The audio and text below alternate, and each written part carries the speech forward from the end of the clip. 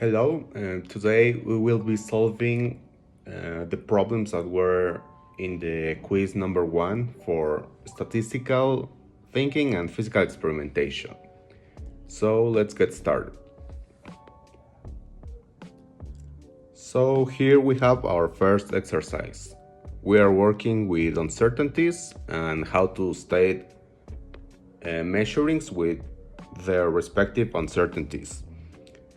We we always have to round our uncertainty to one significant figure, so let's do that. Since we have a 5 here, we can opt for two options. We can round up to 70 or we can round down to 60. In this case, we're gonna round up, so this is what we have.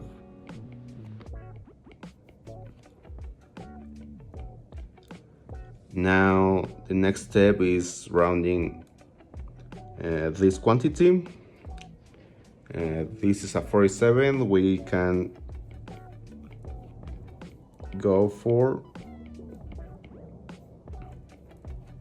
a 50. In this case, we eliminate the last figure, so it's a 5. Now we have a 35.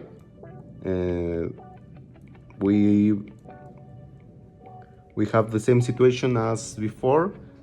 We have a 5, so we can opt to round up or round down. In this case, we're gonna round down, so we can keep the roundings like in a valence.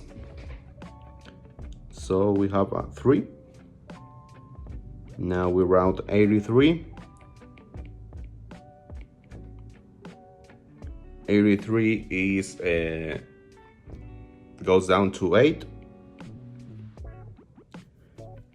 And here we have an 8. This will go up to 10 or 1 in this case. And our last rounding is 11, which will become 1.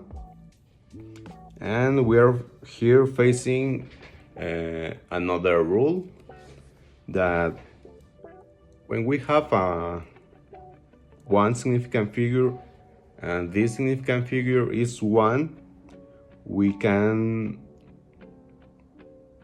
choose to add another significant figure, and in this case we go back to our previous rounding result. So our uncertainty will be 0.0011. Now that we have this, we have to make sure that our main measure, which is this, has the same order of magnitude as our uncertainty. So we have to add another 0 to our measure.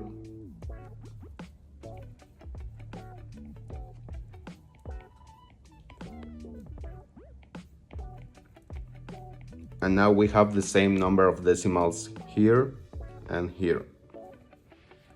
This will be our result for exercise A. We proceed with the second exercise. Here is exercise B.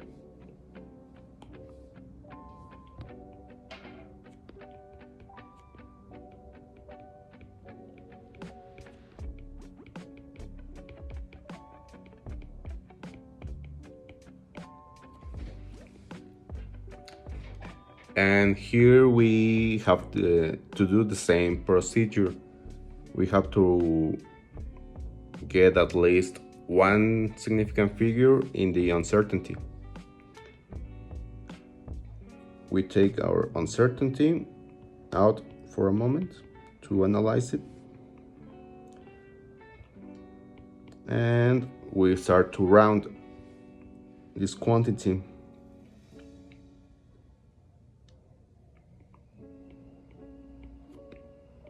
This will become the same quantity without the last zero. Now that we have a 0.9, we can opt for this. And since we have to remember the concept of significant figure, our significant figure in this uncertainty is this one. This one is the one that interests us, since this is the first significant figure that we find in the quantity. So we have to round up until we find that number. We continue rounding.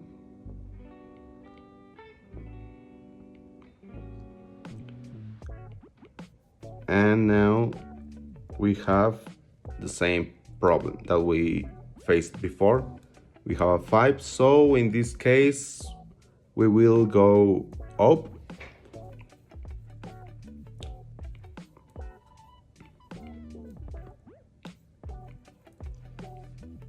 and this will be our new uncertainty.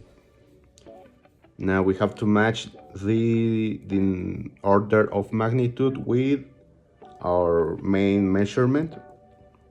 Now that we have written this measurement, we have to match the order of magnitude, and since we are here, the uncertainties are in the hundreds, we have to match that. So our main measurement, it has to be round up until we find this number.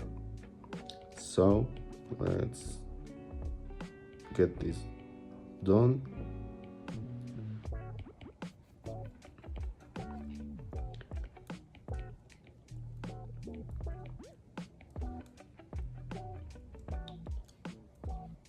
$73 goes down to 70.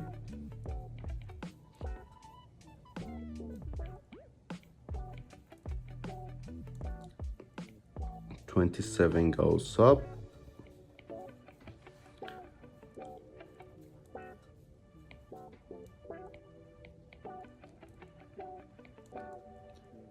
$0.3 goes down.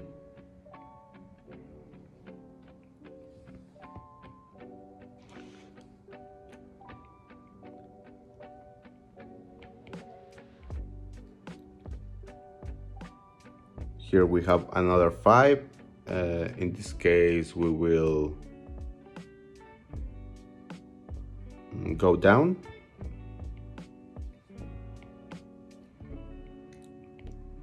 And finally, we go up. And now we have our best estimate measurement, and we can rewrite our measurement as follows.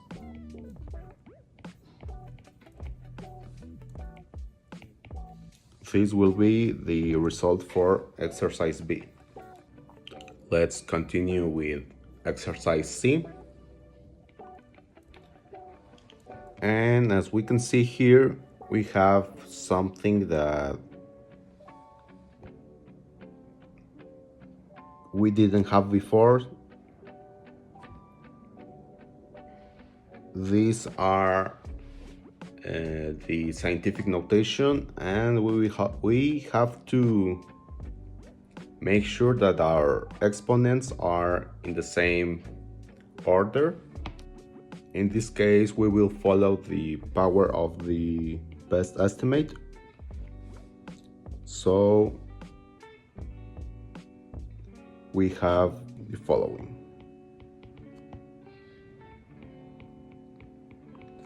Our best estimate keeps the same structure, and what we have to change in this case will be our uncertainty. So let's to To make this more clear, we will expand for a moment.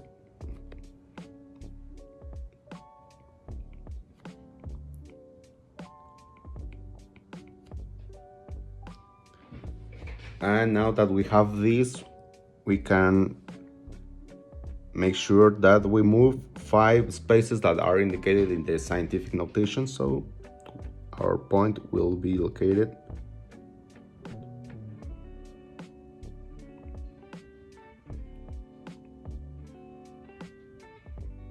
right here.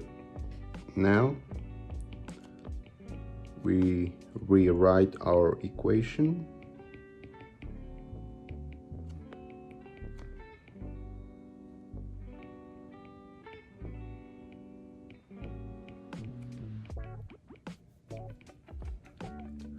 With the same power, and we proceed with the same process we did before. We start with our uncertainty,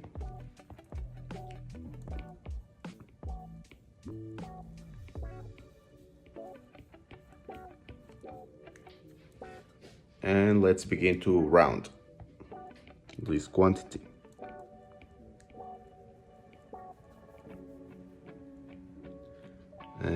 This 87 will go up.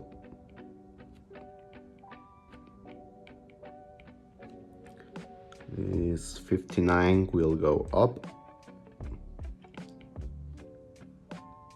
And this 36 will go up.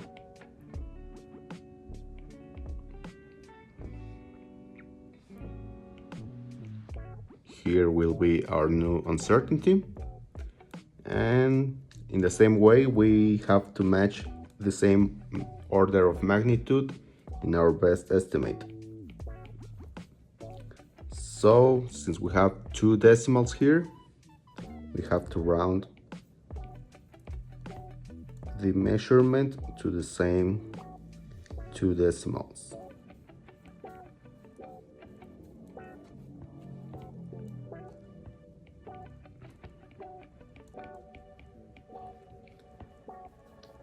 O4 will go down.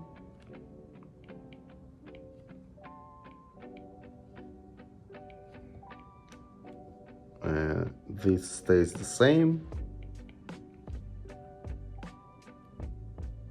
Oh, that's it. Sorry. This is the new measurement, and we can rewrite as follows.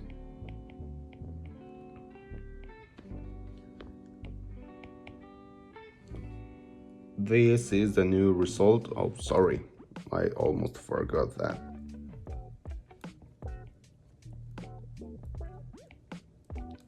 These are missing. We have to make sure that the notation is indicated and the same as units. Now we can proceed with the last exercise for stating uncertainties. And finally, we have our last exercise for stating uncertainties. As we can see here, we have lots of decimals, so our first option is to use scientific notation to reduce the quantity that we are using, and also to make us work less. So let's do that first. We have to make sure that we are using the same power for both quantities.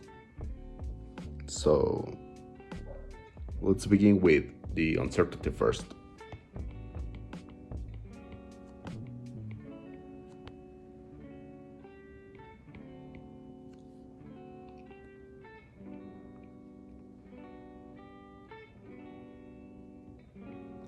Here we will round the quantity.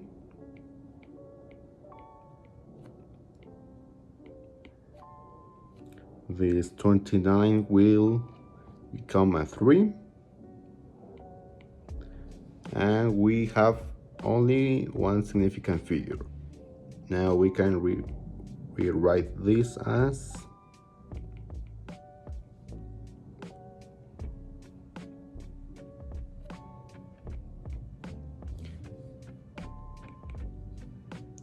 this, and we have to make sure that we match the same power to our best estimate.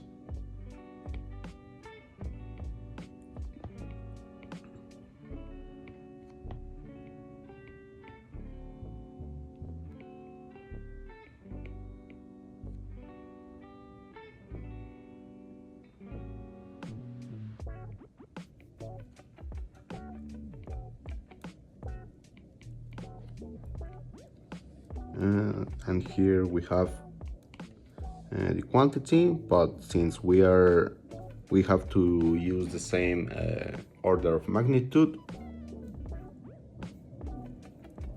we round up our quantities.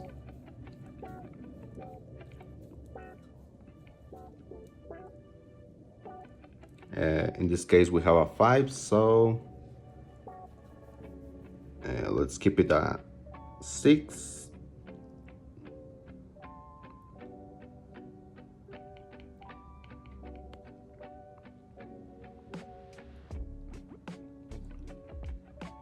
And now our final result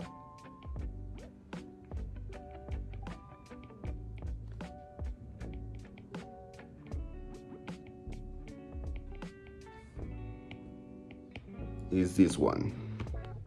We have to make sure that we use the correct units, and that's it.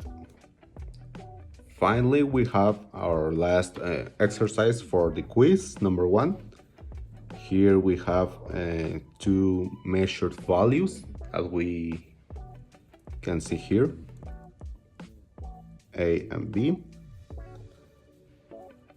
And we have to find the discrepancy between both measurements. So for this we will draw a little diagram to visualize better what we are working with. We have to make sure that we are using the most suitable units for this. For example, we are working with 14 and 21, and the uncertainties are 2 and 3. So if we use a scale that goes 1 by 1, we will find that is adequate for our exercise. And now that we have our diagram, we will draw our measurements. First one, A, we have that is 14, and it has an uncertainty of plus minus 2. So 14 goes up to 16 and goes down to 12. In the case of B, is 21, goes up to 24 and goes down to 18.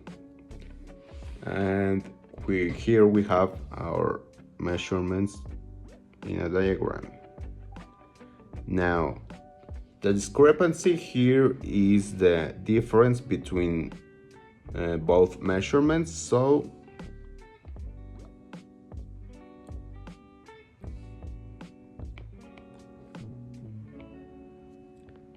we indicate which one is.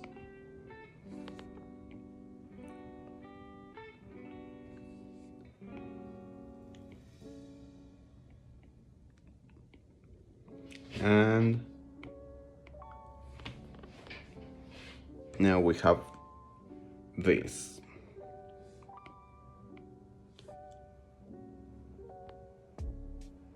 (21), which is the measured value for V, minus 14, which is the measured value for A, we'll get 7, and this quantity will represent our discrepancy between both measurements.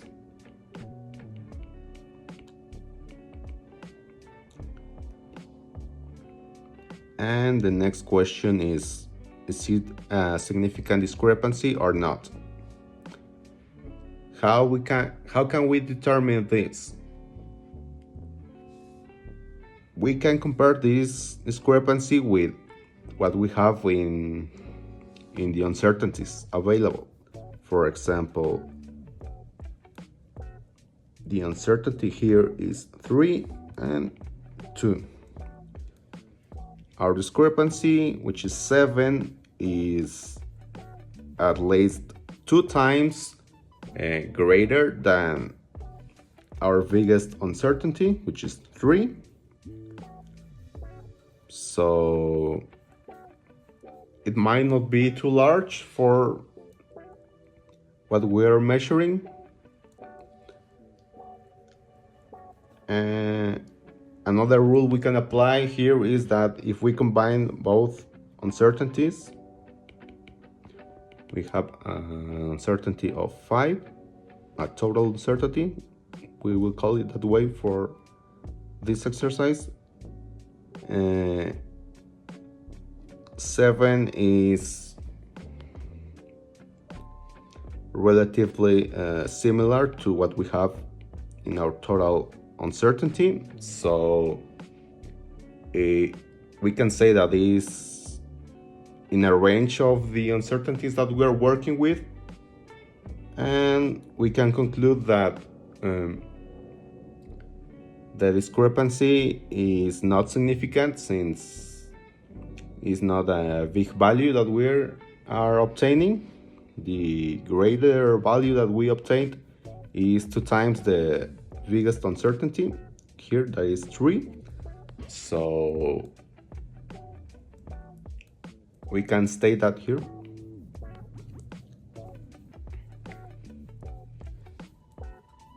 And this will be our answer for this problem. The discrepancy is not significant and both measurements are valid for this point. The only thing that we can the only thing left to say for this problem is that the measurements are not matching. The uncertainties are not in the same range. We have a space that goes between both uncertainties, so we can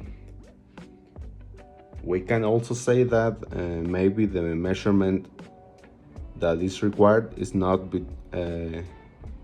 was not measured, and maybe both measurements could be wrong, but we are not certain since we don't have a reference value to compare. That's it for this problem, and thank you.